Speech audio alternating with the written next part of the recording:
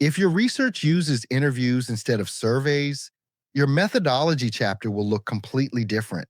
And this is where many students get confused.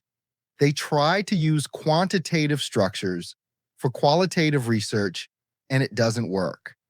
So in this video, I'll show you a clear and complete example of a Chapter 3 methodology for qualitative research using interviews and thematic analysis. Let's start with a simple scenario. Imagine your study explores students' experiences with online learning. Since your goal is to understand meanings, perspectives, and experiences, your study follows a qualitative approach. Now, the question is, how do you structure your methodology chapter using the research onion? Let's begin with the outermost layer. The research philosophy is interpretivism. This is because your goal is not to measure variables, but to understand how participants interpret their experiences. Next is the research approach. In qualitative research, this is typically inductive. Instead of starting with a hypothesis, you develop insights from the data you collect. Now, the research strategy. In this example, you are using interviews. Interviews allow you to gather rich, detailed, and in-depth responses from participants. The methodological choice is qualitative research. This means you are working with words, narratives, and meanings rather than numerical data. The time horizon is usually cross-sectional, meaning that data is collected at a single point in time. Now let's move to data collection. In qualitative research, a common method is semi-structured interviews. This means you prepare a set of guide questions, but you allow flexibility for participants to expand on their answers. This flexibility is important because it allows deeper insights to emerge during the interview process. Now we move to one of the most important parts of qualitative research, data analysis using thematic analysis. Thematic analysis is used to identify patterns and meanings within qualitative data. Here's how the process works. First, you transcribe the interviews.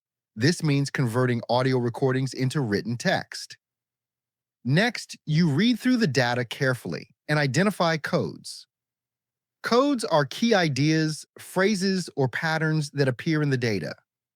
After coding, you group similar codes into categories. Then these categories are further grouped into broader themes. These themes represent the main insights of your study. For example, if several participants mention difficulty focusing, lack of interaction, and distractions at home, these codes can be grouped into a theme such as challenges in online learning. This process helps you move from raw data to meaningful conclusions. Thematic analysis can be done manually. However, some researchers use software such as NVivo or Atlas.ti to organize and manage their data more efficiently.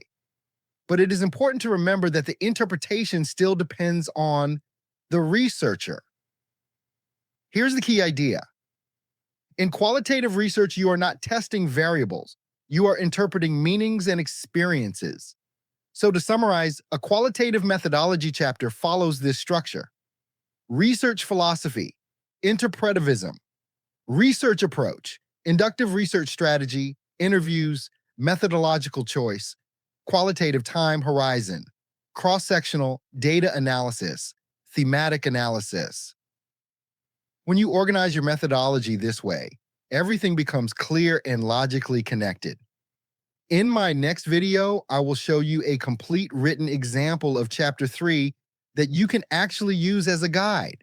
So if you are writing your thesis or dissertation, make sure you don't miss that.